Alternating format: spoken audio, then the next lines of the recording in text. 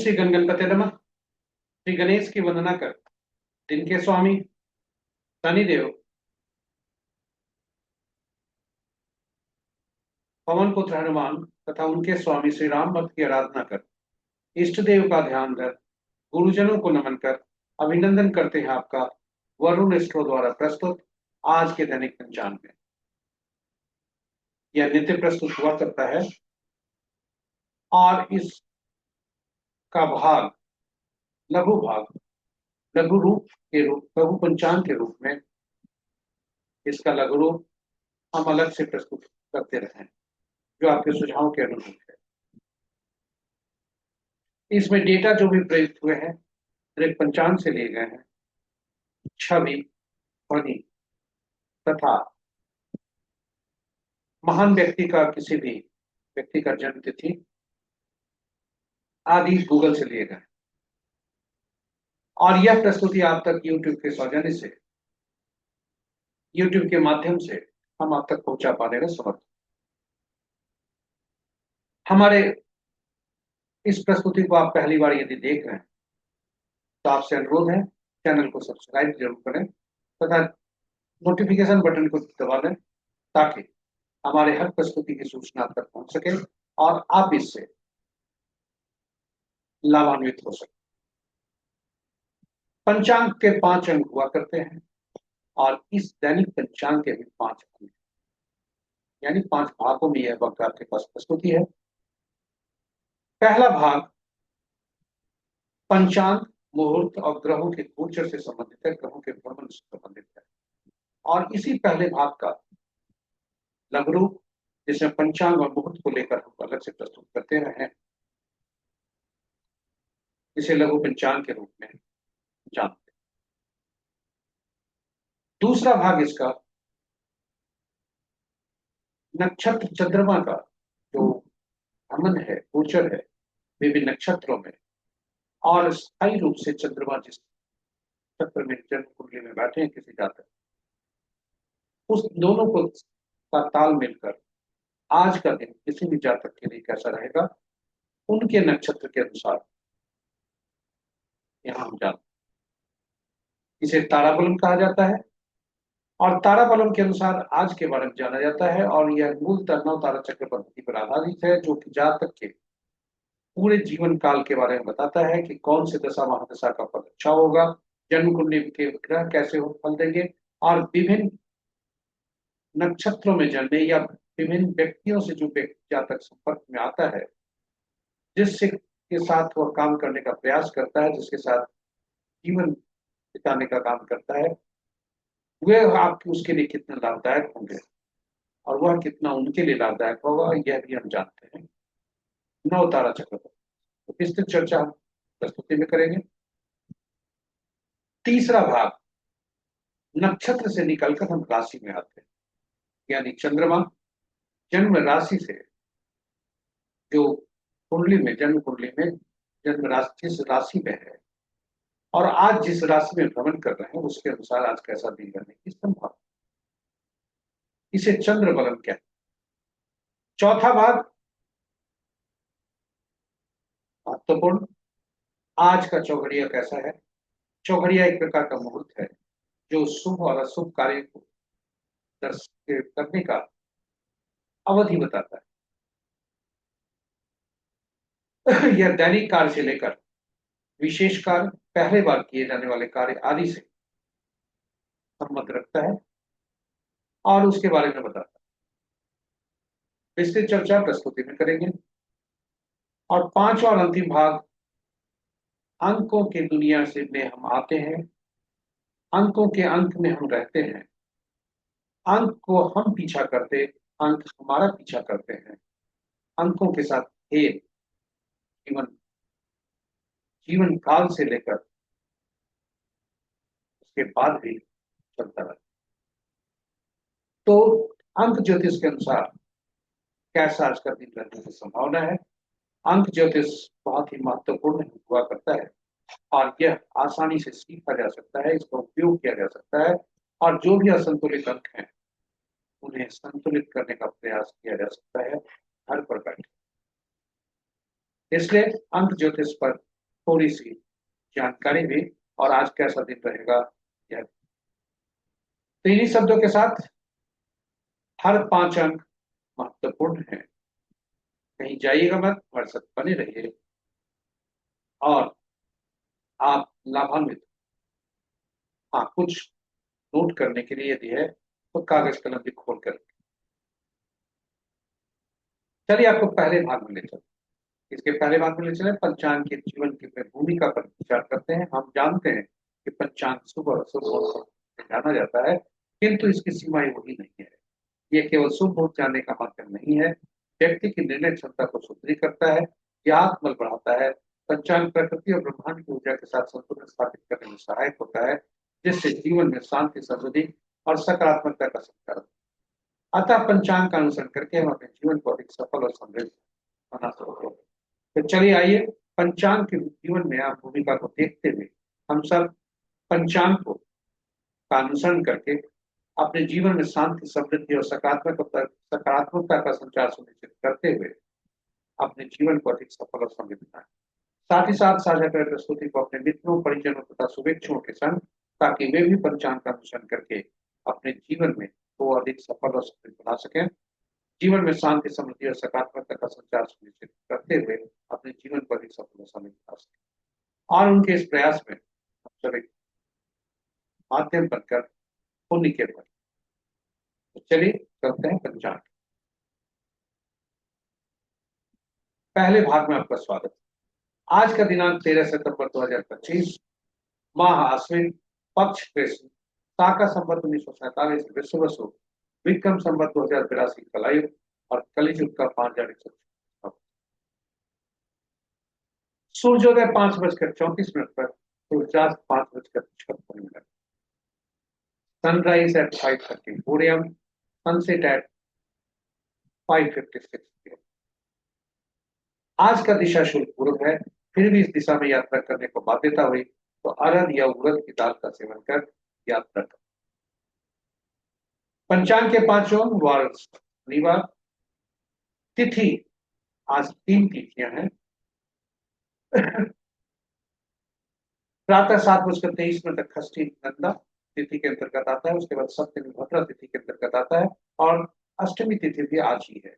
यानी आज 3 तिथियां, सप्तमी, षष्ठी, सप्तमी और अष्टमी।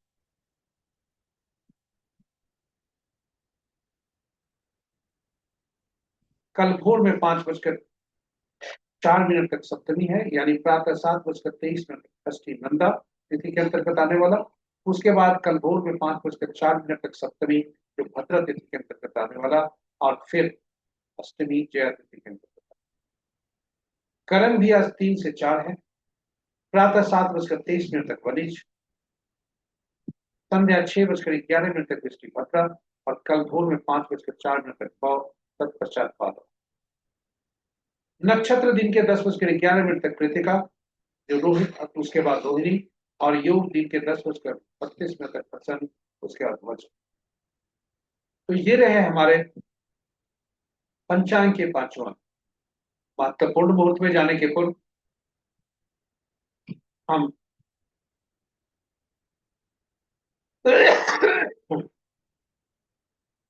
महत्वपूर्ण मुहूर्त में जाने के पूर्व हम भोलेनाथ का वास देखते हैं कि भोलेनाथ हंसका और उनका सूखता की कैसे।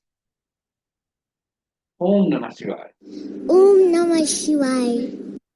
भोज जब तक भोलेनाथ खष्टी तिथि तक हैं, तब तक वो भोजन पर हैं। पीड़ा, जो पीड़ा स्थिति है, पीड़ा देती है।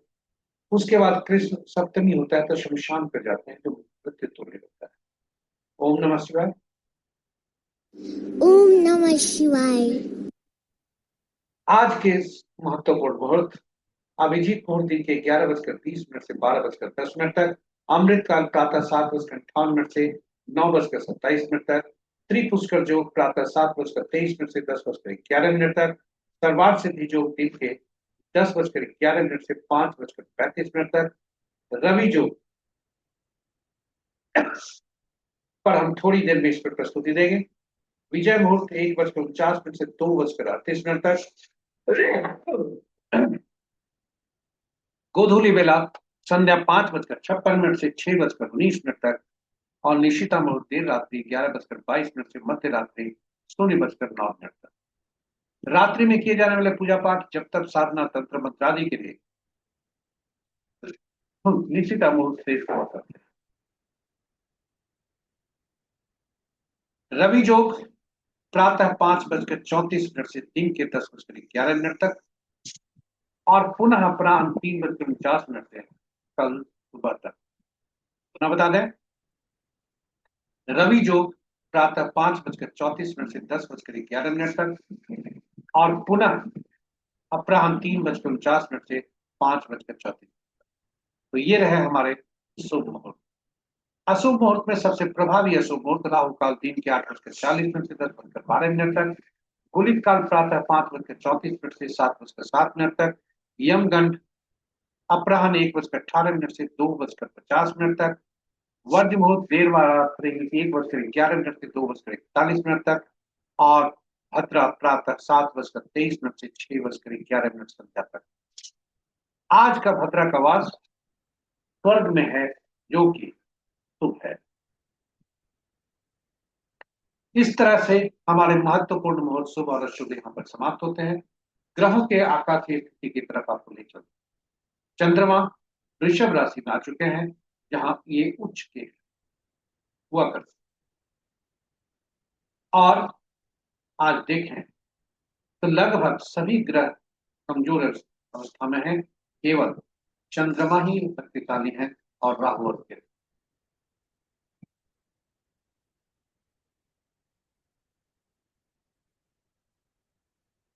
चूंकि शनिदेव वक्री चल रहे हैं, इसलिए इनके जो अंश हैं वो घटते जा रहे हैं। तो अंश के अनुसार यदि आज देखें तो सूर्य देव, मंगल देव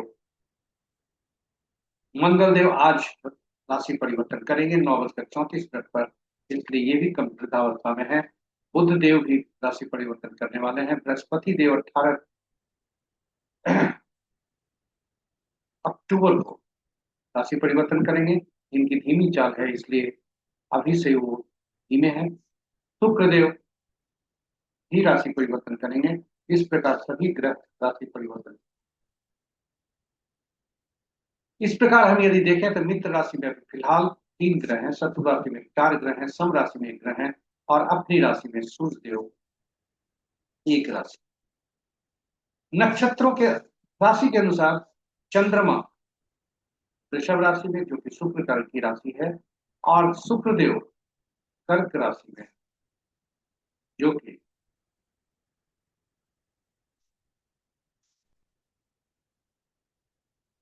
चंद्रमा की राशि, इसलिए चंद्रमा और शुक्र का आपस में राशि परिवर्तन। नक्षत्र परिवर्तन किसी भी राशि का नहीं है। नक्षत्र के अनुसार यदि ग्रहों को देखें तो मित्र नक्षत्र में 3 ग्रह, शत्रु नक्षत्र में 2 ग्रह, सब नक्षत्र में 1 ग्रह, और अपने ही नक्षत्र में 3 ग्रह हैं। वे हैं मंगल देव, बृहस्पति देव और शनि देव। राशि के अनुसार सूर्य और बुध की राशि में सबसे ज्यादा ग्रह, सूर्य की राशि में 3 ग्रह, बुध की राशि में 2 ग्रह, और मंगल की राशि में कोई ग्रह नहीं, और शेष ग्रहों की राशि में एक एक ग्रह। नक्षत्र यदि देखें तो शुक्र देव के नक्षत्र में 3 ग्रह, बृहस्पति के नक्षत्र में 2 ग्रह, केतु, चंद्र और राहु के नक्षत्र में कोई ग्रह नहीं है, ये स्वतंत्र ग्रह हैं, और शेष ग्रहों के नक्षत्र में एक एक ग्रह। इस प्रकार हमारी प्रस्तुति यहाँ पर समाप्त होती है, पहली भाग। अब आपको ले चलते हैं दूसरे भाग। कहीं जाइएगा नहीं, चलिए साथ साथ, हर प्रस्तुति अपने आप में महत्वपूर्ण।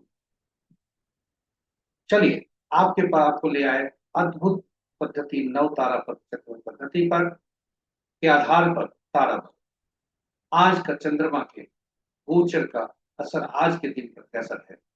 चंद्रमा जब भी गोचर करते हैं किसी भी नक्षत्र में, तो विभिन्न नक्षत्रों के जातक के लिए जन्म, संपत्ति, विपत, क्षेम, सत्य, साधक, नैधन्य, मित्र और तीन मित्र का फल देते हैं। ये कैसे फल देते हैं? जब चंद्रमा जिस जिस नक्षत्र में जन्म कुंडली में स्थायी रूप से हैं, और आज जिस नक्षत्र में गोचर कर रहे हैं उससे मिलान कर देखा जाता है कि हर नक्षत्र के व्यक्ति के लिए आज कैसा दिन। जब भी जन्म विपद प्रत्यय और न्यायधर्मी का आज का दिन निकले, अगर आता है तो सलाह यही है कि आप उसे त्याग दें, कोई उसमें शुभ कार्य नहीं करे, दैनिक कार्य करते रहें, सावधानी रखें। यह मूलतः चंद्रमा का गोचर, मूलतः जो ताराबलम कहते हैं, ताराबलम के सामने जो कॉलम है जिसमें विभिन्न नक्षत्र लिखे हुए हैं, ये नक्षत्र चंद्रमा के गोचर का है। वहीं ताराबलम के नीचे जो वर्टिकल रोज है उसमें जो भी नक्षत्र के नाम है वो चंद्रमा आपकी जन्म कुंडली में स्थायी रूप से जिस नक्षत्र में है उसके बारे में आप उसको पकड़े, तथा जो है गोचर कर रहे हैं उसको पकड़े, दोनों को मिलाना। यह मूलतः नवतारा चक्र पद्धति पर आधारित है। जब हम केवल चंद्रमा के परिप्रेक्ष्य में देखते हैं तो तारा बलम हो जाता है, और जब नवतारा चक्र पद्धति पर देखते हैं तो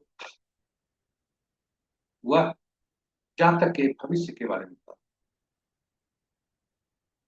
और कोई भी व्यक्ति इसके बारे में जान सकता है। ग्रहों के मन नक्षत्र होते हैं, यह मूल जो नवतारा चक्र पद्धति का मूल सिद्धांत यही है कि ग्रहों के मन नक्षत्र होते हैं। ग्रह अपना फल नहीं देते, बल्कि नक्षत्र ही अपना फल देते।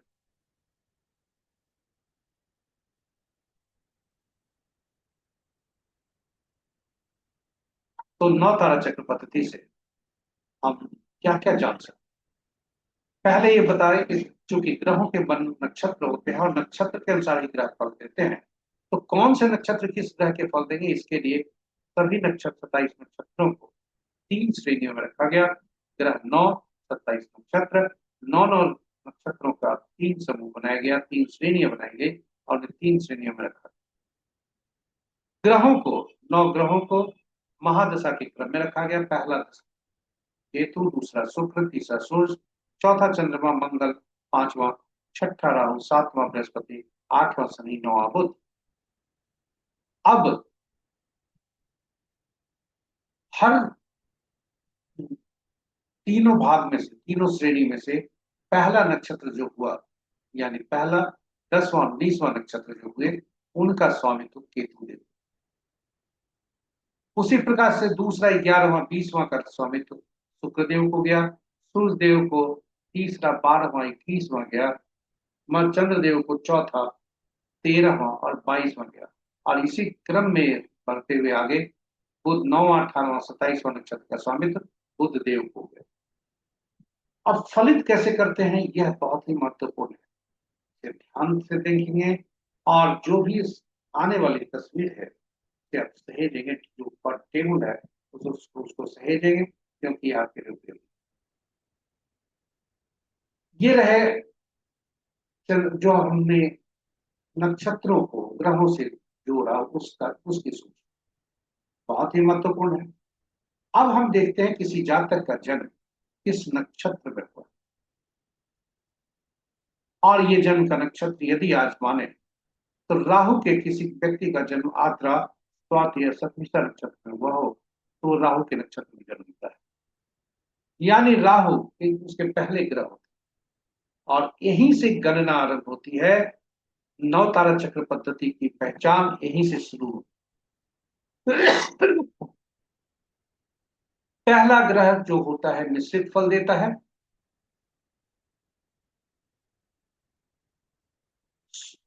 जो शुभता है वो थोड़ी कम परंतु अशुभता ज्यादा, इसलिए जन्म नक्षत्र को अशुभता की श्रेणी में रखा।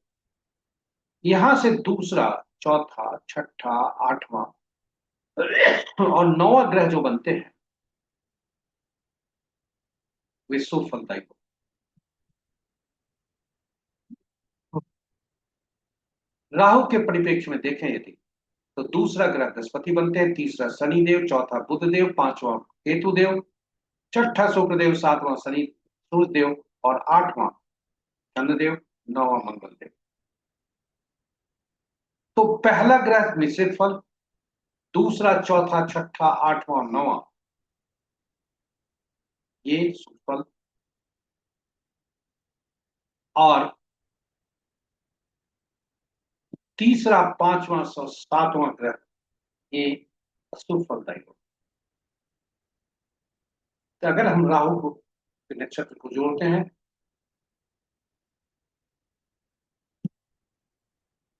तो राहु से बृहस्पति दूसरा, चौथा बुध, छठा शुक्र, आठवां चंद्र, मंगल नौवां। और यदि फिर चंद्र राहु से हम देखते हैं, पहला ग्रह राहु, ये पहला पीड़ा देता है, दूसरा ज्यादा पीड़ा देता है उससे केतु देव, तीसरा ग्रह बने उससे ज्यादा पीड़ा, और सूर्य देव सबसे ज्यादा। इस तरह से हम इस सूची को बनाते हैं। और अगर अब ये आप देखें कि जब हमें यह पता चल गया कि कौन से ग्रह हमारे लिए शुभकारी हैं, कौन से अशुभकारी, तो यह हमें क्या यह पता नहीं चल सकता इस दशा, जो दशा महादशा, कौन से दशा महादशा हमारे लिए शुभकारी होंगे, कौन से अशुभकारी। और जब अग्रिम हमें पता चल जाए कि कौन से शुभकारी होंगे, कौन से अशुभकारी, तो हम उसमें अपनी कार्य योजना बनाकर शुभ कार्य का निष्पादन कर सकते हैं। और जो अशुभकारी ग्रह हैं उनकी दशा महादशा हेतु हम चुनौती स्वीकार करने के लिए अपने आप को तैयार करते हैं मानसिक रूप से, जिससे हमें पीड़ा कम होती है, हमारे स्वास्थ्य को कम नुकसान होता है।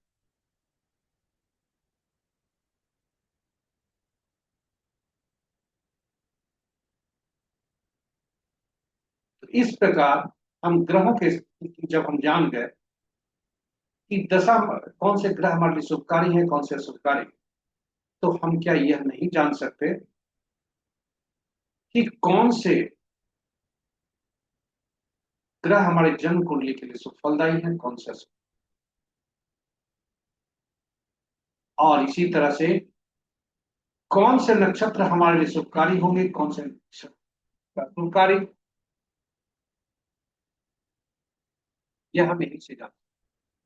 और फिर चंद्रमा अगर उस नक्षत्र में, उस दिन का नक्षत्र जो होता है जिसमें नक्षत्र गोचर कर रहे हैं, उससे हम अपना निकाल सकते हैं कि यह चिंता हमारे लिए शुभकारी है या अशुभकारी।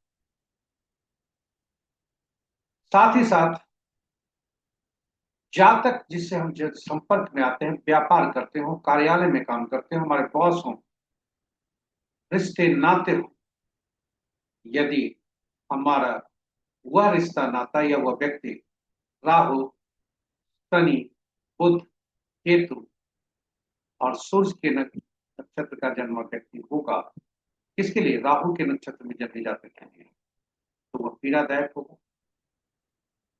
और इस तरह से हम निकाल सकते हैं। यानी राहु में जन्मे जातक के लिए शनि देव पीड़ादायक होंगे, केतु देव पीड़ादायक होंगे, और सूर्य देव पीड़ादायक। जब हम यह जान जाते हैं कि कौन से हमारे शुभ ग्रह हैं, तो जन्म कुंडली में धन हमारा कहां से आएगा, इसे संपत्ति से देख। तो यदि राहु में जन्मे जातक के लिए, राहु के नक्षत्र में जातक के लिए दूसरा ग्रह बृहस्पति बनते हैं, तो हम जन्म कुंडली में बृहस्पति को देखते हैं कि बृहस्पति कहाँ पर बैठे हैं, उनकी राशियां कहाँ। और यदि हम यह देखते हैं, उसके अनुसार अपनी वृत्ति को खोजते हैं, ढूंढते हैं, सेटल करने का प्रयास करते हैं, तो वह लाभकारी। तो इस पर ये रहे हमारी छोटी सी प्रस्तुति नव तारा चक्र पद्धति पर। विस्तार से हमने यूट्यूब पर अलग से पोस्ट रखा है, जिसमें भगवान राम, माँ सीता तथा पवन पुत्र हनुमान की जन्म कुंडली रखी है, और इनका आपस में संबंध का हमने चर्चा की है, जो सटीक साबित हो। तो यह रहा हमारा नव तारा चक्र पद्धति पर प्रस्तुति। अब आपको हम ले चलते हैं चंद्रमा जिस नक्षत्र में है उसके अनुसार आज कैसा होगा।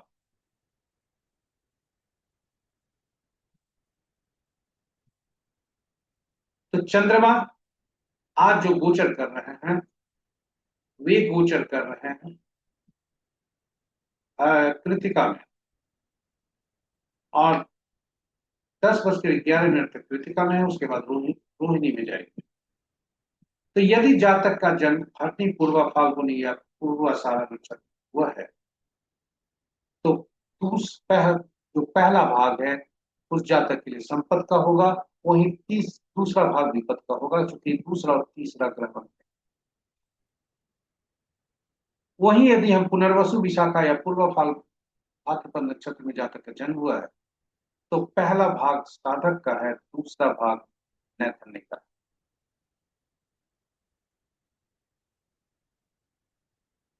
यह पहला भाग में ही शुभ कार्यों को निष्पादन कर दे, क्योंकि दूसरा भाग शुभ कार्य नहीं। इस प्रकार से हम नौ तारा चक्र पद्धति पर तारा वर्ग के अनुसार आज का दिन कैसा होगा यह जानने का प्रयास करें। प्रश्न उठता है कि यदि नव आज का तारा हमारा जन्म, विपत्त, प्रत्यय और नैथन्य में आया, तो उपाय क्या है? तो उपाय आप जानना चाहते हैं, तो उपाय के तौर पर मेरा नेक सलाह है कि जोखिम न लें, आप उस काम को टालें, अच्छे मुहूर्त का इंतजार करें या उसके पहले आने वाले अच्छे मुहूर्त में कार्य का निष्पादन। जो किताबों में लिखी है उसका सूची हमने लिया है कि कौन से तारा में क्या दान करना चाहिए, जिससे वह तारा की जो अशुभता है वो कम हो सके। तो यह प्रमाणित नहीं है, फिर भी आपकी जानकारी के लिए हम यहाँ प्रस्तुत कर रहे हैं। यदि जन्म में तारा में आज का दिन आता है, तो पीला कद्दू, पत्ते वाली सब्जी का दान करें। विपत्त में आता है तो गुड़ का दान करें। प्रत्यय में आता है तो नमक का दान करें। और नैधन्य में आता है तो मुहूर्त त्याज्य है, मजबूरी हुई तो तिल सहित स्वर्ण का दान।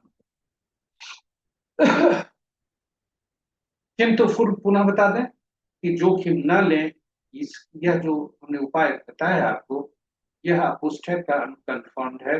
इसकी जो पुष्टि है अभी तक नहीं हुई है, और कहीं हमने कंफर्म ऐसा नहीं किया। इस प्रकार आपको अब ले चलते हैं राशि के अनुसार कैसा दिन रहेगा। आज चंद्रमा वृषभ राशि में प्रवेश कर गया, जहां उच्च के हैं ये, और इसका प्रभाव विभिन्न जातकों पर पड़ेगा, क्योंकि चंद्रमा उच्च पर जा रहा है। इसे चंद्र बलम कहते हैं। तो आज चंद्रमा का जो राशि परिवर्तन नहीं है, कल कल ही ये वृषभ राशि में आ चुके थे, यहाँ उच्च के हुए। और यदि हम देखें तो जो संकेत मिल रहे हैं, वृषभ राशि, कर्क, सिंह, वृश्चिक, धनु और मीन राशि के जातक के लिए आज का दिन शुभ है। तेईस ग्रहों के लिए थोड़ा सावधान रहने की जरूरत।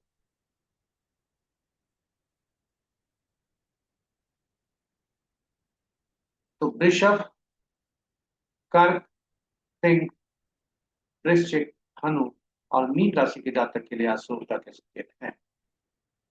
और इस प्रकार हम राशियों के अनुसार आज का दिन कैसा होगा यह हमें यहाँ जानने का प्रयास करें। आज रात्रि में 9:34 तक मंगल देव का राशि परिवर्तन, क्योंकि इनकी चर्चा यहाँ नहीं है, तो मंगल देव का स्वागत हम करते हैं अपने कन्या राशि से तुला राशि। अब आपको ले आए हैं हम चौघड़िया मुहूर्त पर। चौघड़िया मुहूर्त बहुत ही उपयोगी मुहूर्त होता है। यह शुभ और अशुभ समय दर्शाता है। किसी भी शुभ काम को करने के लिए इसका उपयोग किया जाता है, चाहे वो शुभ काम पूजा पाठ हो या अन्य काम हो, इसके लिए इस मुहूर्त को देखा जाता है। यह दैनिक कार्य से लेकर विशेष कार्यों तक के लिए उपयोगी हुआ करता है। और इसकी उपयोगिता को देखते हुए हमने YouTube पर अंग्रेजी और हिंदी में अलग अलग वीडियो डाला है। वह है हिंदी में चौघड़िया की उपयोगिता और अंग्रेजी में यूटिलिटी ऑफ चौघड़िया। संक्षेप में बता दें कि कुल 8 चौघड़िया दिन के होते हैं, 8 चौघड़िया रात के होते हैं, किंतु दिन साथ ही होते हैं साप्ताहिक दिन। इसलिए चौघड़िया को दिन से जोड़ने के लिए एक चौघड़िया जितना बचा, उसे जो आदि का चौघड़िया उस दिन का होता है वही अंत का चौघड़िया हुआ करता है, यानी अंतिम चौघड़िया में उसको।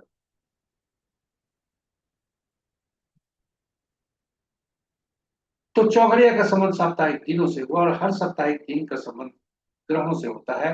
इसलिए ये सप्ताह, ये जो ग्रह है का चौघड़िया से संबंध हो, और ये ग्रह विशेष कार्य करने के लिए उपयोगी हुआ करते हैं, तो उनके लिए या विशेष प्रयोजन के लिए ये उपयोगी है। इस प्रकार हर चौघड़िया विशेष प्रयोजन के लिए उपयोगी। तो आदि का चौघड़िया जो पहला होता है दिन का या रात का, वो अंत का भी चौघड़िया हुआ करता है।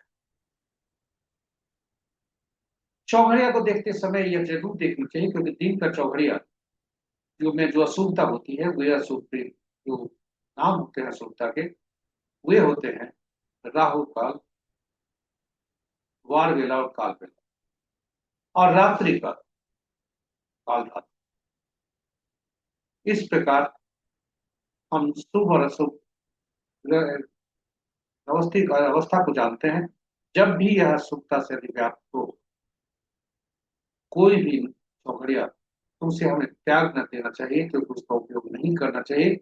नहीं तो शुभता पर में शुभता का तो नामो निशान नहीं रहने की संभावना, अशुभता ज्यादा हो। चलिए आज देखते हैं आज का चौघड़िया कैसा है। आज का चौघड़िया आज शनिवार है। काल चौघड़िया से दैनिक वृत्ति से संबंध रखता है। उस चौघड़िया से दिन के आरंभ हो रहे हैं, उस चौघड़िया से दिन के समाप्त।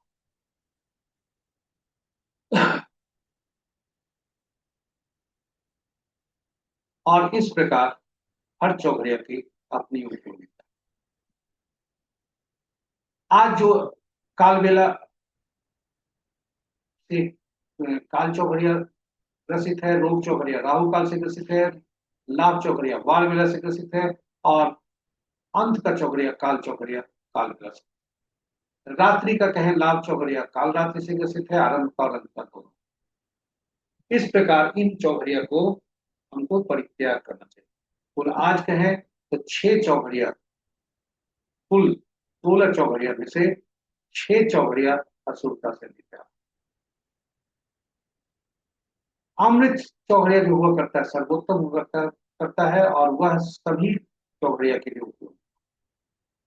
ये चौघड़िया की प्रस्तुति चौथी, बाकी हमारी प्रस्तुति यहाँ पर समाप्त होती है। अब हम आपको ले चलते हैं अपने 5वें और अंतिम भाग। हमारे साथ बने रहे इसके लिए बहुत बहुत धन्यवाद। थोड़ा देर ध्यान रखें, अंकों की जीवन में हमारी अहम भूमिका हुआ करती है। हम अंक में ही जन्म लेते हैं, अंक में ही मरते हैं, और अंक हमारे शिक्षा नहीं छोड़ता। मृत्यु के पश्चात भी हमारे नाम के आगे अंक रहता है। तो अंकों की दुनिया में जो अंक ज्योतिष है वह एकल अंक पर काम करती है, सिंगल डिजिट पर काम करती है, और वे हैं 1 से 9। शून्य को गणना में नहीं लिया जाता है, क्योंकि शून्य अनिश्चितता को दर्शाता है। तो 1 से 9 अंक जो हुए, उसमें 5वां अंक ऐसा होता है जो 1 से 9 के बीच का अंक होता है, और यह अपने से आने वाले और अपने से बाद में आने वाले जो ग्रह होते हैं उनको यह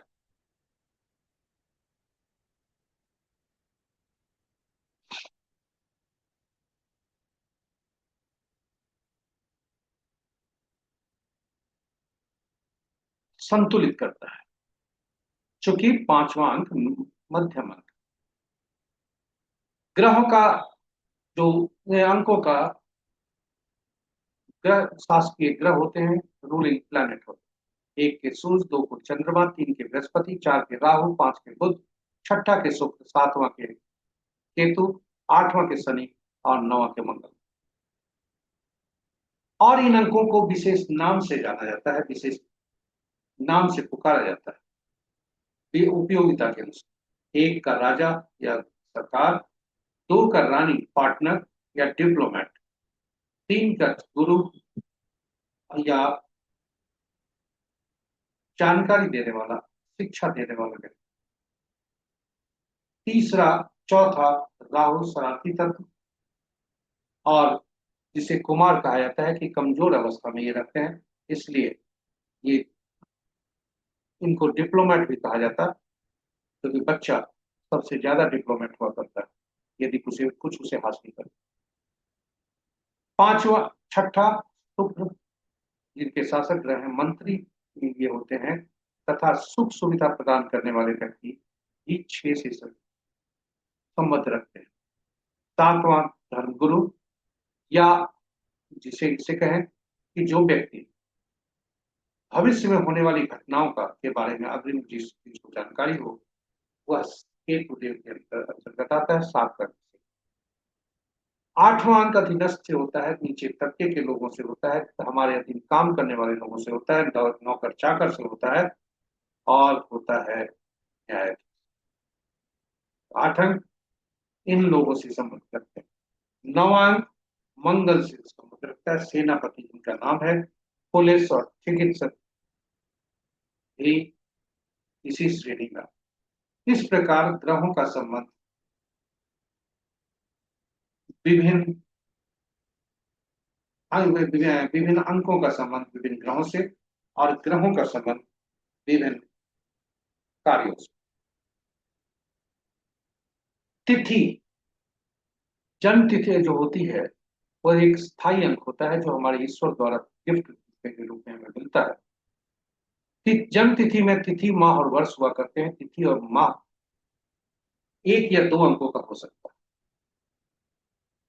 तिथि, माह और ये वर्ष, इससे हम कुछ अंक को निकालते हैं और वे स्थायी, तिथि जो स्थायी होता है वह भी स्थायी होता है। लेकिन तिथि में जब भी 11, 22, 33 अंक आए, 33 नहीं आएगा, तिथि, माह, वर्ष या आगे की गणना में यदि 13, 11, 22, 33 है, यदि आने योग्य है और या 13, 14, 16, 19 है,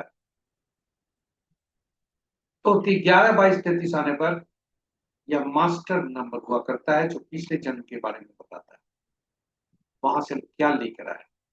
और जो 13, 14, 16, 19 होते हैं वो पिछले जन्म के कर्ज को हम लेकर आए हैं, और हमें कुछ विशेष कार्य करने हैं उस कर्ज का हटाने के लिए, ताकि हमारा जीवन इस जीवन में सुखी पूर्वक रह सके, यह बताता है। तो चलिए, जब तिथि के को जब हम जोड़ते हैं, एक सूत्र है अंक ज्योतिष का जो कि बहुत ही प्रचलित सूत्र है और यह जरूरी है। जब भी, चूंकि अंक ज्योतिष में एकल अंक पर हम काम करते हैं, इसलिए जब भी एक अंक से ज्यादा ऐसा अंक मिला जिसमें एक अंक से ज्यादा हो, तो उसमें प्रयुक्त हुए सभी अंकों को जोड़ दिया जाता है और फिर एकल अंक पर परिवर्तित किया जाता है। तो आज का जगह अगर तिथि को देखें तो तिथि 13 है, जो कि कार्मिक डेप्ट नंबर अंक। तिथि वर्ष और माह को जोड़ते हैं तो वह 19 अंक आता है, वह भी कार्मिक डेप्ट। इस प्रकार ड्राइवर और कंडक्टर को देखते हैं, और फिर ड्राइवर और कंडक्टर का जो अंक होता है, यानी जन्म तिथि के अंकों को जोड़कर जो एक अलग बनाते हैं वह मूलांक कहलाता है या ड्राइवर कहलाता है। जन्म तिथि, माह और वर्ष को जोड़ते हैं तो वह भाग्यांक कहलाता है, और वह एक ही डिजिट का होता है, लेकिन 2 डिजिट में 13 और 19 आते हैं। इस तरह से कार्मिक डेप्ट नंबर कहलाते हैं, तो उसकी चर्चा हम अलग से करें। तो इनका मूलांक जो 13/9/1959 जिनका जन्म तिथि है, उनका मूलांक 4, भाग्यांक 1। और ये स्टैटिक अंक हुआ करते हैं। डायनेमिक अंक कौन होते हैं? तो डायनेमिक अंक होते हैं वे अंक जिन्हें हम बनाते हैं, और वह अंक होता है नाम अंक। आप आश्चर्यचकित हो गए ना, नाम में अंक कहां से आया? कि आश्चर्य होने की बात ही है। नाम में अक्षर हुआ करते हैं, फिर अंक कहां से आए? तो बंधुओं, नाम में जो अक्षर प्रयुक्त होते हैं उनके अंकीय मूल्य हुआ करते हैं, तो वहीं से हम अपने नामों को की गणना करते हैं उसी अंकों से। आपके समक्ष वह सूची संबंध प्रस्तुत है। ए का 1, बी का 2, सी का 3, डी का 4, ई का 5, फिर एफ का 8। इस तरह से जब भी हम नामांक को सेट करते हैं, नाम को सेट करते हैं, तो यह सुनिश्चित करते हैं कि नाम हमें ड्राइवर और कंडक्टर को कंफर्ट देना चाहिए, ड्राइवर कंडक्टर का शत्रु नहीं होना चाहिए। ड्राइवर और कंडक्टर भी आपस में शत्रु नहीं हो, अगर होते हैं तो हम कुछ अंक को जोड़कर घटाकर हम इसे शुभ तलाब, और वह जोड़ना घटाना नामांक से होता है या अन्य शुभ अंकों से। तो 13 अंक का आज का जन्म तिथि कार्मिक डेट नंबर है। 19 नंबर जोड़ करके आया, जो तिथि वर्ष माह को जोड़े। और आज जिस व्यक्ति का जन्म तिथि है उनका नाम है राजीव शुक्ला, पॉलिटिशियन। इनका जन्म कानपुर में हुआ है। और राजीव को देखें, यदि आपको पुनः बता दें कि जन्म तिथि को जो होता है, ड्राइवर और कंडक्टर जो होता है उसका नामांक शत्रु नहीं होना चाहिए, उसका पहला अक्षर उसका शत्रु नहीं। अब आप कहेंगे शत्रु अंक कौन सा है? तो जी, शत्रु अंक आपके समक्ष हम प्रस्तुत कर रहे हैं, यह आपके लिए उपयोगी होगा, इसे सहेज कर रखें। शत्रु अंक 1 के 8, 2 के 4, 6, 8, 9, 3 के 6, 4 के 8, 9, 4, 2, 6 के 3, 9, 7 के 7, 9, 3, 8 के 1, 2, 9, 4, 8, 9 के 6, 4, 2, 8, 9। अब यदि जातक का यहाँ पर हम देखें तो मूलांक 4 है। नाम का पहला अक्षर का अंक 2 होता है और नामांक भी 2 पर जाता है। यह शुभकारी नहीं है। हालांकि हमने नाम का पहला शब्द लिया, पहला वर्ड ही का समूह लिया है, पूरा वर्ड समूह हमने नहीं लिया है, क्योंकि स्थान की कमी के कारण और प्रस्तुति और लंबा न हो इस। तो आप इसे देखें, अपने अपना अपने परिजनों का, सभी का अंकों का नाम या शुभ है या नहीं है, कैसा यह दे रहा है, यह आप देखें। यानी यदि जन्म जो मूलांक है 1 है तो उसका शत्रु 8 होगा। मूलांक 8 है तो उसका शत्रु, भाग्यांक 8 है तो उसका शत्रु 1 होगा। यदि मूलांक 8 है तो शत्रु 1। इस तरह से हम सभी अंकों को जोड़कर ना सूची बनाकर रखते हैं, और नाम में जब भी हम देखें ताकि हमें तुरंत पता चल जाए कि ये अंक हमारे लिए शुभकारी है, ये अंक शुभकारी। साथ ही साथ जिनका मूलांक 1 होता है उनके नाम का पहला अक्षर एफ या पी से नहीं होना चाहिए, क्योंकि इनका वैल्यू 8 है। और इसी तरह ये सूची आपके नाम के पहले अक्षर का है, और वह आपके लिए कितना सुखदायी है आप खुद जोड़ सकते हैं, उसको निकाल सकते हैं। तो चलिए आज इतना ही। अब हम आपको लेकर चलते हैं आज का दिन कैसा है। हम कल भी पहले भी बोलते आए हैं कि नवंबर 2025 ऐसा माह है जिसमें जातक जिस तिथि को जन्म लेता है उसके मूलांक और भाग्यांक एक ही होते हैं। तो आज की तिथि 13/9/2025, और 13/9/2025 को यदि हम जोड़े तो यह मूलांक 4 बनता, भाग्यांक 4 बनता। आप देखें 4 अंक अति शत्रु है खुद अपने अंक से ही, क्योंकि 4 को राहु बोला जाता, हवा बोला जाता है। हवा हवा का दुश्मन होता है। हवा पानी का दुश्मन भी होता है। हवा ज्ञान का दुश्मन होता है। हवा हमारे क्षमता का भी, पर भी क्योंकि सोचते हैं, सोचने को कहते हैं हवा। तो शनि देव को भी प्रभावित करता है, मंगल देव को भी प्रभावित करता है।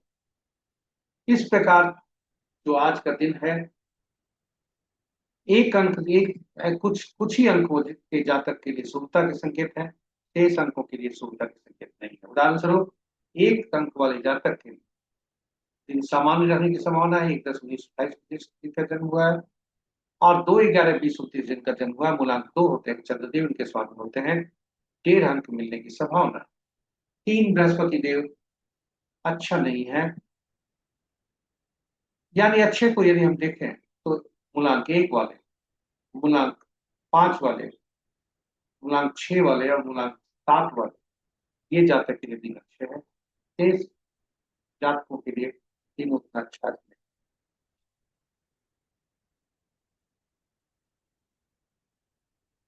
तो इस प्रकार हमारी इस प्रस्तुति की पर समाप्ति होती है। आप इसे खुद निकालें और खुद देखें। जिनका भी मूलांक आज के लिए दिन अच्छे नहीं है, उनके मूलांक 2, 3, 4, 8, 9, यानी 2, 11, 20, 29 को जन्म जातक, 3, 12, 21, 30 को, 4, 13, 22, 31 को, और 8, 17, 26 को, और 9, 18, 27 को जन्म जातक के लिए किसी माह का आज का दिन उतना अच्छा नहीं है, सावधान रहें। इस प्रकार यह प्रस्तुति हमारी समाप्त होती है। आशा करते हैं ये आपके लिए उपयोगी होगा और ज्ञानवर्धक है, और इसकी उपयोगिता आपके लिए काफी। प्रस्तुति को यहीं पर विराम देते हुए आपसे अनुरोध है कि यदि आप प्रस्तुति को पहली बार देख रहे हैं तो चैनल को सब्सक्राइब करें तथा नोटिफिकेशन बटन को दबा दें। साथ ही साथ अपनी प्रस्तुति को यहीं विराम देने के पूर्व हम आपसे आग्रह करते हैं कि साझा की प्रस्तुति को साझा करें अपने मित्रों, परिजनों तथा शुभेच्छुओं के संग, ताकि वे भी लाभान्वित हो सके, वे भी ज्ञान का प्रकाश उन पर जाए, और विभिन्न प्रस्तुतियों से लाभान्वित। तो साझा जरूर करें, अपने तक रोक कर नहीं। इन्हीं प्रस्तुति के साथ हम विराम लेते हैं। कल पुनः नई प्रस्तुति के साथ उपलब्ध होंगे। तब तक के लिए शनिदेव, पवन पुत्र हनुमान और उनके स्वामी श्री राम से प्रार्थना करते हैं कि उन पर आप पर आशीष बरसाए। जय शनिदेव, जय श्री राम, जय हनुमान।